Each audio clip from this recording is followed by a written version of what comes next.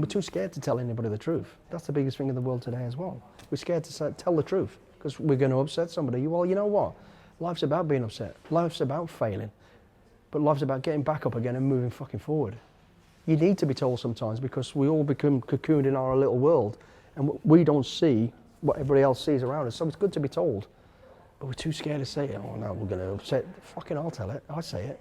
Yeah, I want to. So just on that, like hearing the truth, I don't think this generation does hear. Well, I think that's what I think I like about the show is we'll tell the truth. There's no rehearsals on the show, by the way. There's no script. I don't know what's sat in front of me. I don't know nothing about the person sat in front of me. Those mirror rooms, that's where we really do. And I don't know which way to go with it, whether it's a tragedy story, whether he's a big drug, thinks he's a... And at that moment, I'll make my mind up and I'll fucking tell... But I'll say what I really believe. And it's kind of old-fashioned in many ways, but I stand by it. I grew up on those values and, you know, it kept me... To get me where I am now, it kept me alive. And we're just too scared to say it. Some people, most of the people. But I'll fucking say it, and people do say it on the show, we do say it. And we're not saying that for the camera, I'm saying it because I mean it. If I'm saying it, I mean it. You know, if I'm trying to give advice, and whether it's aggressive advice, because you need a kick up the ass, because you need to be told you're a prat, or you're a fucking idiot, I'll tell you. Or I'll think, okay, you've done well, great, you've done well, but you can do better. And we can all do better. And I'll say it, you know, it's not about pat each other on the back and we're great. There's always improvement. And yeah. I think we've lost that. We've certainly lost it in schools. We've lost it in universities. We've lost it on the streets. No one's got respect for police. The police are trying to do the job, and you've got 50 fucking people putting cameras in the face. Have a bit of respect, and you know, we've lost it. Yeah, no, definitely. And it's sad. Yeah, it is. And I think it also leads to oversensitivity that makes it really difficult for people to progress in life because they're so sensitive to life. We put more emphasis on people being weak or oversensitive than we do on reality. What is really important? Life's tough. Of course it's tough. Yeah. You know, we stop challenges in schools. Well, life's a challenge. When you go for a job, you ain't going to get it because you think you're going to get it. You're going to get it because you're good at the job. You're going to be good at the job. Or you're not going to be good at it and you're going to get knocked back. Be prepared to not... And we're setting people up for failure by pretending it's all a cozy, nice, we're all in this mamby-pamby because we ain't. And that's setting people up for a big kick in the face. And that's where we are. And that's why we've got all these oversensitive craziness that's going on. One thing I want to circle back to is your dad. And I feel like in hindsight, he was a role model to yourself. Is that right? He was my number one role model. You know, I hope I haven't painted the wrong picture. My dad was just, he was a man's man. He was by the book. He was the ring of steel around our family. And I didn't realise it until you get older, you know, why wasn't Dad at my boxing match? Why? But my mum was, because he was at work. I couldn't understand that at the time. I thought he just ain't interested. But he was, and he wasn't one of these that would blow smoke up your ass. Hey, my son's great. He'd tell you that you do the right thing, you know, and that's the way he was. He was just very old, very strict in his ways, and if you stepped out of line, you got the red hand of ulcer on the back of your legs, you know, that's the way, and I like that, and it was good. And it wasn't until after he died, you know, I found out he actually knew a lot more about me because I didn't go on and talk about, oh, I'm in the SAS and I've done this, I've done that, you know. But he knew from the papers, he knew where I was in the world, roughly did it, and could put things, and he had all paper clippings and all this, and we never talked about it. Like, it's kind of a regret that I didn't go and have a beer with him and talk more about it. But he wasn't one of those people, you know. He's very proud of it, but he doesn't have to show it. He doesn't have to keep talking about it. The story of discovering that is quite a sad story. Yeah. It was after he passed, and you was doing his eulogy, right? Yeah, and you know, it was a box of just newspaper cuttings and just this, that, the other, and little medals and whatever else, like, you know. Yeah, because he was funny, but you know, I'd go home and I'd sit in a pub with him and his mates would ask all about, hey, where are you now? What's this? My dad never even asked. I questioned, does he even know I'm in the SAS? Does he even know what I do? You know, because he just never asked. He just didn't talk about it. You know, and looking back, I wish we had off. But I understand his mentality and where he was, and I was just so proud of him for who he was and the way he brought us up and that, you know. And I mean, the story of his death just shows the kind of man he was in general, anyway. Yeah, I mean, the weird thing about that situation was, my mum had cancer. She had lung cancer, and we knew Mum was going to die. And she was old, tougher than a coffin nail anyway. And it almost became a joke. Me and Jules would come home, and I'd walk in the house. She'd be sat in the, and I'd be, "You still alive?" And she just, ah, you know, and Dad would just chuckle. I mean, Dad was a big old boy, like, and I could see he was getting older. He'd lost his leg. He took his leg off in the later part of his life, and that was through smoking, you know. And when I got the call in the middle of the night, I thought, yeah, oh no, Mom's dead. I was expecting it. And then when I heard Dad's dead, I was like, say that again? What? And that kicked me. You know, I wasn't ready for that. And then 4 weeks later, my mum died.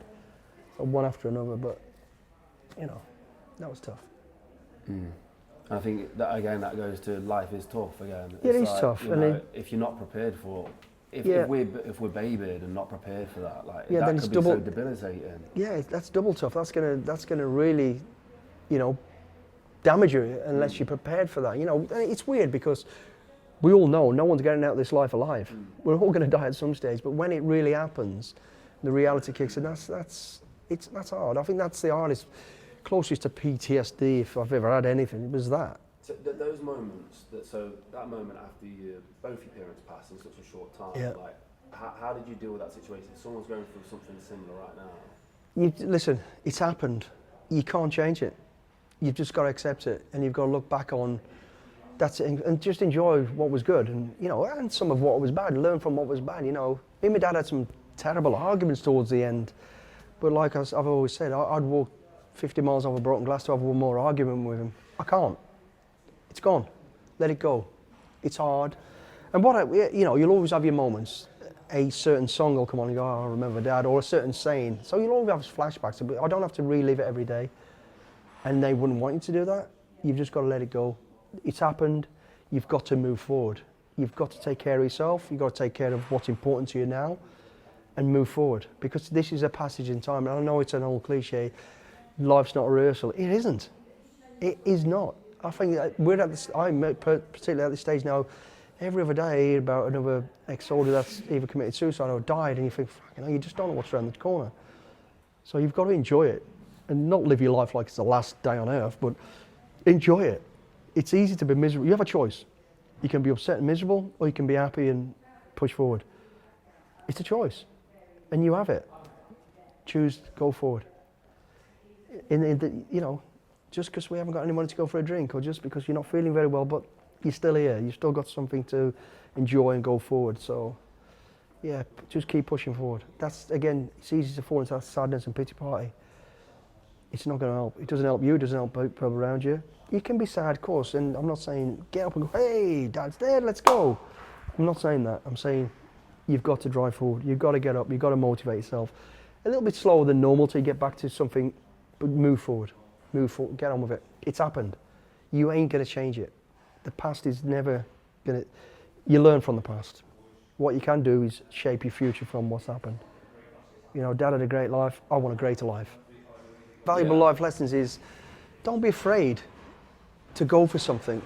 You know, even if you think that's out of my league, actually you don't know until you try, but by doing it opens up new avenues. Anyway, so the big one is don't be afraid to go for something. Don't let everybody else tell you you can't. The only person who knows if you can or you can't is yourself. And you might not be able to, but have the courage and conviction and the balls to go for it anyway, because it opens up a new style, new life for you, a new, better, generally a better place to be. So that's probably the main one. The other one is remember who you are and how privileged we are, and fucking help other people. Care for people. You know, do something decent. Don't be, you know, there's a lot of people in the world who are all about self-gain and self-this. Stop being selfish. There's people who need help in the world. Fucking help somebody. Whether that's knowledge, experience, finance, go out and do something, do it. Because it's a good feeling. It's better than any wage packet. 100%, and I just wanted to add on that as well, is when you are doing something for others, and you don't do it for this reason, but the reward is so much better, so much stronger. You see a smile on a little kid's face who's had nothing, that's priceless. Or an old lady who just says, thank you, because you've just helped to carry the show. Whatever it is, or helping somebody get a wheelchair, or help somebody, whatever. It's better than winning the lottery. And I don't want a pat on the back for that. I don't want people to go, oh, well, Billy did that. All I need to know in my own heart, I've done something good today. Or I'm doing something good, I'm helping somebody else. Right. I mean, this conversation has been absolutely fascinating.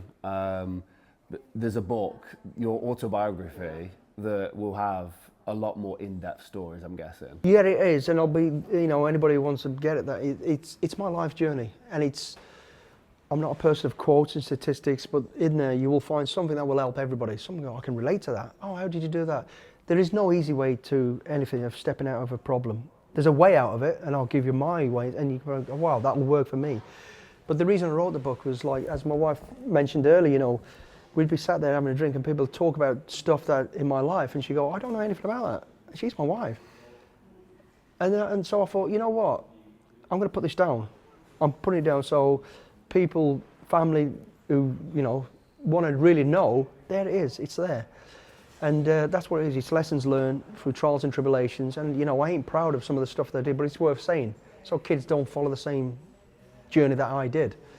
I'd like them to follow the journey in terms of where I started and finishing where I finished, for sure, but not going off the rails. Learn before you get there. Don't reinvent the wheel. Getting stabbed ain't a fucking good thing. I was lucky. Very lucky. You might not be lucky. Getting into a fight when you don't need to. Don't. Stealing. Whatever it might be, all through that, don't.